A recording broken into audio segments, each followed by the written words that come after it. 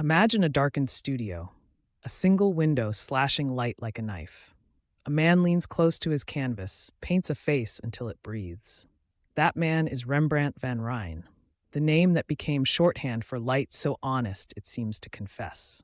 In the next 8.5 minutes, we will move from a noisy Dutch market town to the hush of a church-commissioned canvas, from a boy apprenticed to a master into the solitary genius who painted the night watch, the anatomy lesson, the Jewish bride, the return of the prodigal son, and the storm-tossed boat of Christ. You'll hear about a bankruptcy that unmade him, a robbery that still galls museums, the dozen or so self-portraits that read like a diary, and the stubborn brushstrokes that changed how artists see flesh and shadow. Here is a man who painted history, scripture, and intimate domestic moments with the same inexorable curiosity and with a palette that made pigment feel like skin. Stay with me. By the end, you'll recognize why Rembrandt's light still feels alive. Rembrandt Harmensoen van Rijn was born in Leiden in 1606, the son of a miller and a mother from a respected family. He grew up in the crowded streets and canal reflections of a university town, a place where books and curiosity hung in the air. At 15, he began a formal apprenticeship. By his late teens, he was in Amsterdam studying with Peter Lastman, an artist known for dramatic historical scenes. That early training taught him to stage a story, to choreograph figures like actors in a play. He returned to Leiden to set up his own workshop, and within a few years, he had a growing reputation for portraits and history pieces.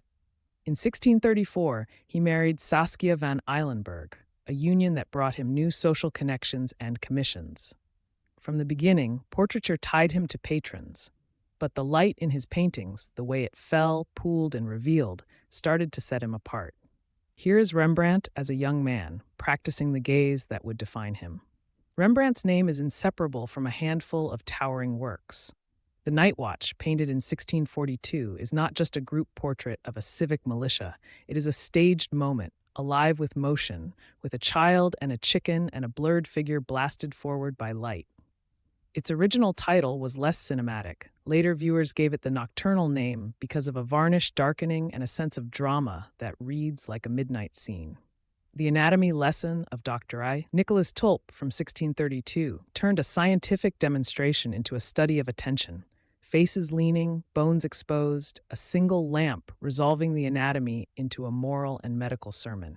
The Jewish Bride, with its warm tactile touch, shows how Rembrandt reduced everything to relationships of light and texture, skin, cloth, hand on breast.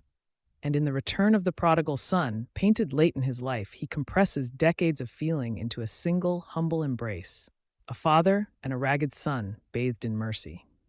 Across these works, you see his signature moves, dramatic though subtle chiaroscuro, which means strong contrasts of light and dark, a focus on psychological truth more than decorative surface, and brushwork that moves from fine edges into thick, almost sculpted paint, impasto, meaning paint applied thickly so it stands from the canvas. These are the techniques that made faces feel like living presences. Rembrandt's life threaded triumph and tragedy. Marriage to Saskia brought wealth and stability at first. Her early death was a devastating blow. Another turning point came when he moved to Amsterdam and built a large studio full of pupils, props, and costumes. He kept a cabinet of curiosities he would dress his sitters with, and he sold prints and paintings to a growing market. Then, in the 1650s, his fortunes reversed.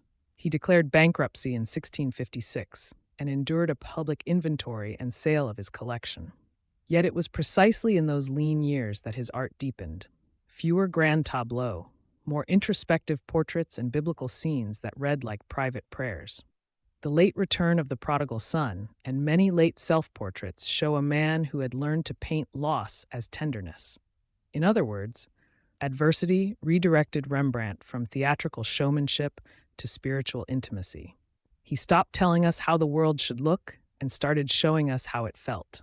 What did Rembrandt actually do with his brush? He mixed daring with patience. He built layers of glaze, thin, transparent paint to model skin and depth. Then he plunged in with thick, textured strokes that caught the light.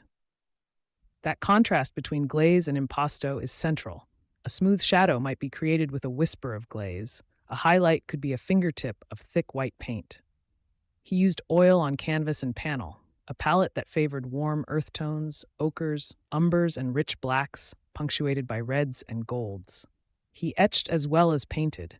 His prints reveal an immediacy, the scratch and bite of a needle across copper that translated into crisp, intimate lines. He often worked directly from life, allowing corrections and accidents to stay. Those so-called happy accidents became expressive marks. Look close at the night watch detail, and you can almost feel the fingerprints in the paint, evidence of decisions made in the moment. He also prized light. A narrow beam could become a moral spotlight, revealing character more than costume. Rembrandt returned to certain themes again and again: biblical stories rendered as human dramas, portraits that read like confessions, and scenes of everyday life made solemn by attention. Religion for him was less about doctrine and more about human encounter. Christ in the storm, Belshazzar's feast, the blinding of Samson. Stories of crisis where light reveals a moral turning point. Family and intimacy recur, tender hands, worn faces, mothers in quiet rooms. Self-examination appears as well. He painted himself through youth, middle age, and decline, not for vanity but as a record of presence. Another motif is the falling drape or partially revealed garment, a stage device that focuses the eye and suggests both revelation and concealment.